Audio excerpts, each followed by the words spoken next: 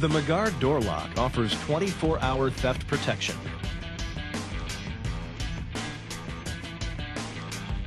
On an upper or lower door hinge, place the magnetic paint protector included in the kit onto the body, centering it just below the hinge nut.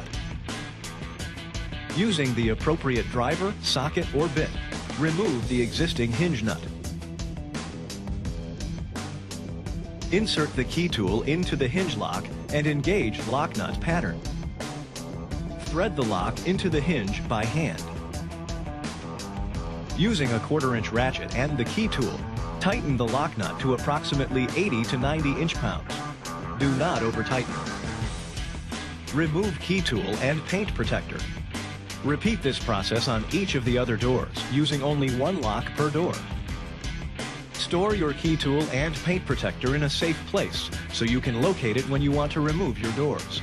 Your Jeep Wrangler doors are now protected from theft, and the McGard hinge lock never needs to be removed for normal day-to-day operation of your doors.